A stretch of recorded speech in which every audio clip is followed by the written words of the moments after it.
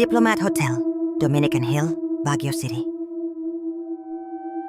Bago tayo magsimula, kung mahilig ka sa mga kwentong kababalaghan, huwag kalimutang mag-like, mag-subscribe, at i-share ang video na ito.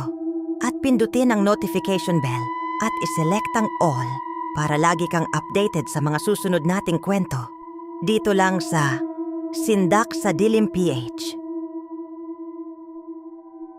Bago natin marinig ang mga kababalaghan, balikan muna natin kung paano naging ganito ang lugar na ito.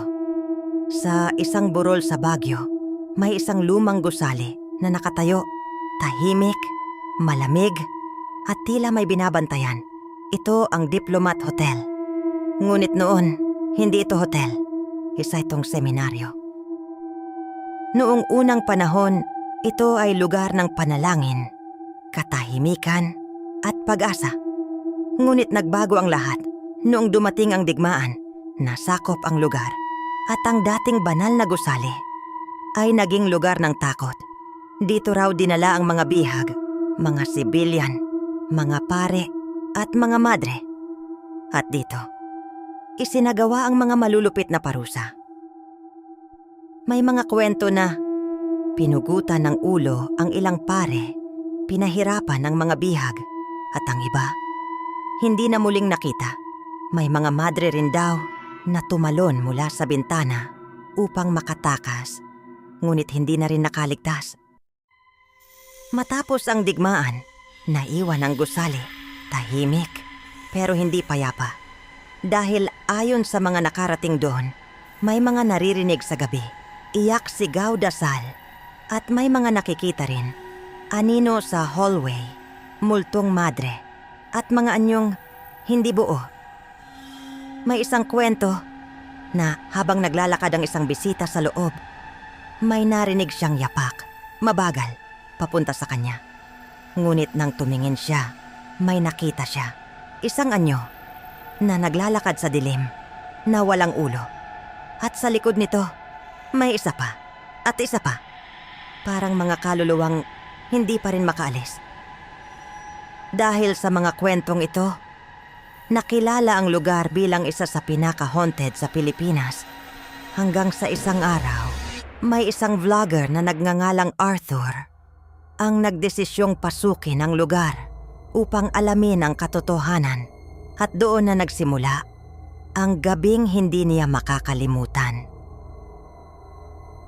Gabi na nang makarating si Arthur sa paanan ng Dominican Hill. Mahina ang ilaw ng mga poste. Tahimik ang paligid, yung tipong maririnig mo kahit sariling paghinga mo. Huminto siya sandali. Tinignan ang lumang gusali sa itaas. Madilim, tahimik, pero parang may nakatingin. Alright, simulan na natin. Bulong niya habang inaayos ang kamera.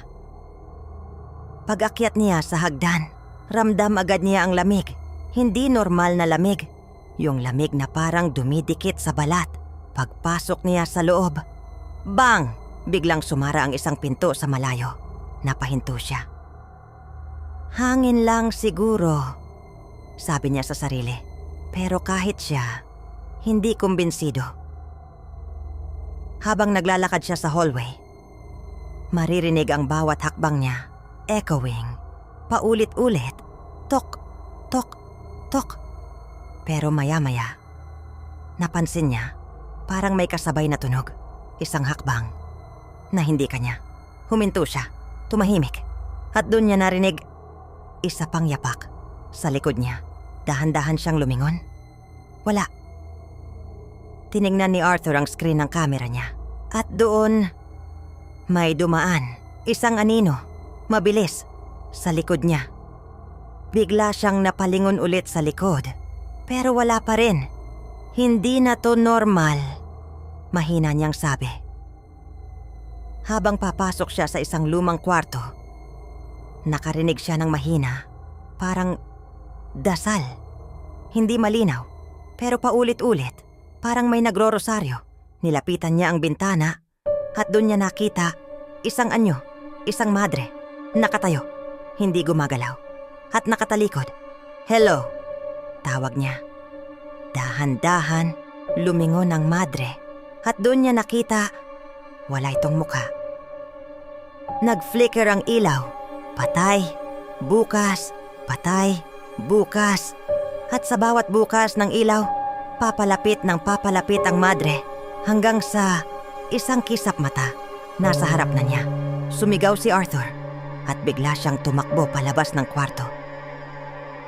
Habang tumatakbo siya, naririnig niya ang mga yapak. Hindi lang isa. Marami. Sa kaliwa, sa kanan, sa likod.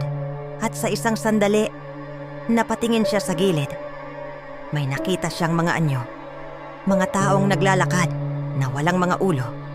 Dahan-dahan silang gumagalaw. Parang hindi siya nakikita. Parang inuulit lang nila ang huling sandali ng buhay nila. Halos hingalin si Arthur habang hinahanap ang labasan. Pagdating niya sa pintuan, binuksan niya agad at sumilip ang liwanag mula sa labas. Tumakbo siya palabas, hindi na lumingon. Pagdating sa sasakyan niya, agad siyang sumakay. Nilock ang pinto, hingal na hingal. Tiningnan niya ang kamera niya at pinanood ang footage. At doon, may nakita siya. Habang tumatakbo siya sa hallway, may mga sumusunod sa kanya. Mga anino, mga madre, at mga anyong walang ulo. At sa huling frame, malapit sa kamera, may isang mukha. Nakatingin, ngumingiti. At mula noon, hindi na muling bumalik si Arthur sa lugar na yon. At ang Diplomat Hotel ay nananatiling isang lugar na mas mabuting irespeto kaysa subukang tuklasin. Maraming salamat sa panonood hanggang dulo, mga kabsat. Sa inyong patuloy na suporta, sa bawat like, sa bawat share, at sa bawat pag-subscribe. Malaking bagay po ito para maipagpatuloy natin ang pagbabahagi ng mga kwentong kababalaghan na mula sa iba't ibang sulok ng Pilipinas. Kung nagustuhan mo ang kwentong ito, huwag kalimutang pindutin ang like at i-share mo na rin ito sa iyong mga kaibigan para mas marami pa ang makarinig. At kung bago ka pa lang sa channel na ito, huwag kalimutang mag-subscribe at pindutin ang notification bell at iselect ang all para lagi kang ma-notify sa bawat bago nating upload. Tandaan, hindi lahat ng lugar na tahimik ay payapa. Minsan, ang katahimikan ay tanda ng mga kaluluwang hindi pa rin nagpapahinga. Mabuhay po tayong lahat at magkita-kita tayo muli dito lang sa Sindak sa Dilim PH.